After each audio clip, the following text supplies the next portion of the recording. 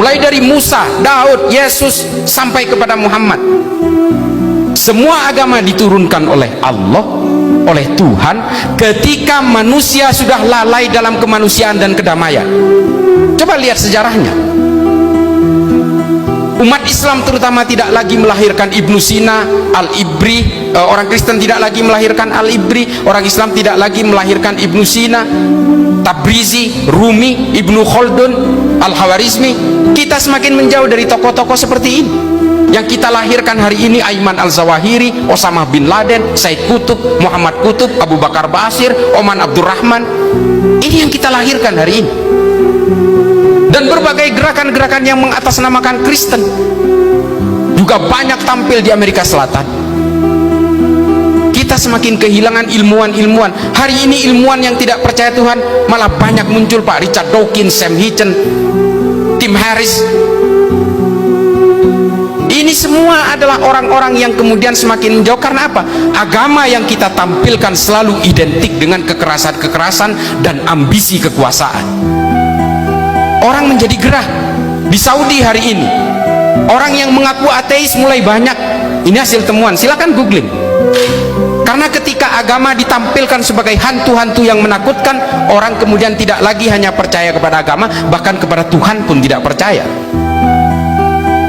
Tokoh-tokoh ateis perempuan, ini mumpung ada ibu-ibunya, yang menjadi korban pertama ketika agama itu ditampilkan sebagai alat yang paling menakutkan, korbannya perempuan. Makanya yang mengaku ateis di Saudi itu rata-rata perempuan. Rana Ahmad, Rahaf Al-Kunun, Dina Ali Sahnun, Ajwa, Ayla. Ini orang-orang yang kabur dari Saudi karena udah nggak percaya Tuhan. Orang dikerangkeng seolah-olah perempuan itu menjadi warga kelas 2. Makanya saya sering dikatakan, ini buat yang ibu-ibu, saya sering dikatakan, oh ini liberal ini, karena saya anti poligami, Bu. Saya anti poligami. Saya katakan saya tidak mau mengikuti poligami meskipun Rasulullah melakukan itu, saya nggak mau. Karena apa? Ini mudarat buat saya. Itu loh. Tapi hari ini semua dibawa ke dalam ranah-ranah seolah-olah semua perbuatan apapun harus menggunakan agama, dan menggunakan agama itu seolah-olah sah dan legal. Jangankan politik, jangankan urusan selangkangan, urusan investasi aja pakai agama sekarang. Nah, ini kemudian yang kita harus petakan, bahwa yang akan dihadapi oleh bapak-bapak sekalian nanti adalah bukan hanya persoalan ideologi yang berbasis ideologi agama yang berbasis kekerasan, tapi juga berbagai hasrat-hasrat politik yang menggunakan basis-basis agama. Nah, yang paling terakhir, lalu apakah orang beragama harus menjauh dari politik?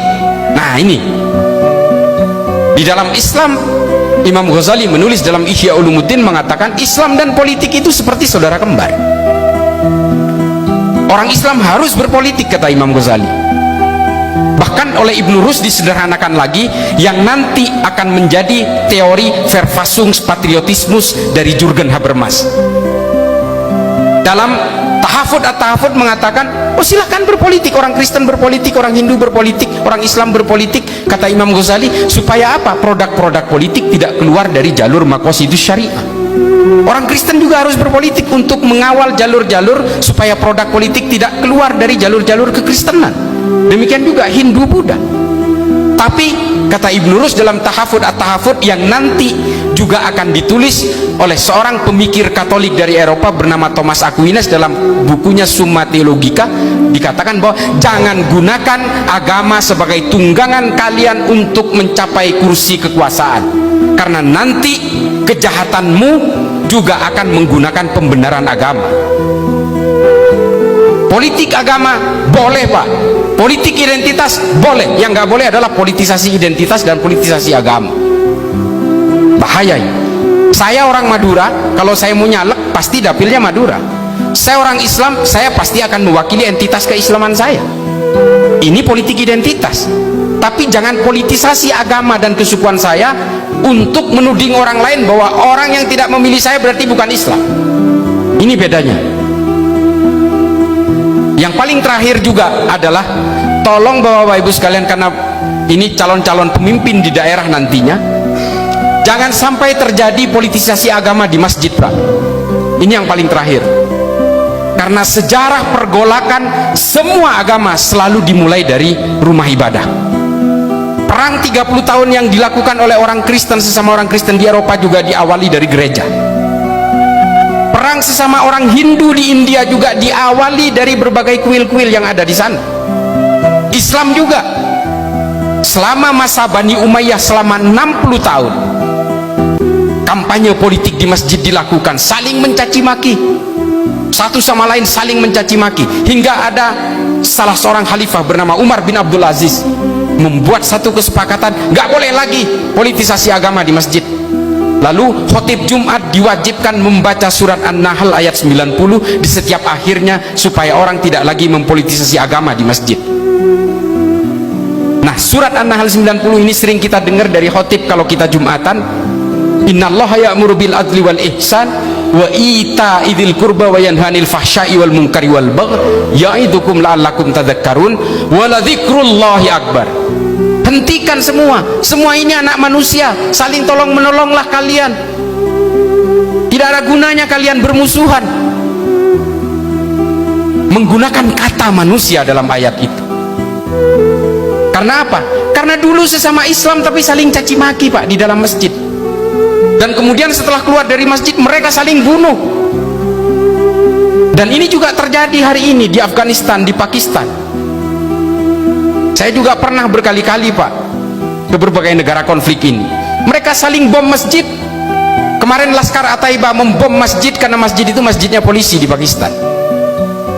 Yang membom juga polisi, coba. TNI Polri tidak bebas dari paham seperti ini. Data terakhir 23.000 teman-teman dari Polri yang terpapar oleh paham al-wala wal bara'in. Kalau mau diperjelas, paham Wahabi Salafi yang tergabung dalam PCS, Polisi Cinta Sunnah. Makanya kemudian keluar Perpol nomor 7 tahun 2022 yang melarang anggota Polri untuk memeluk ajaran-ajaran eksklusif berbasis ekstrim seperti ini. Lalu keluar dipertegas dalam surat edaran dari Wakapolri bahwa di situ disebutkan salah satunya adalah Wahabi Salafi.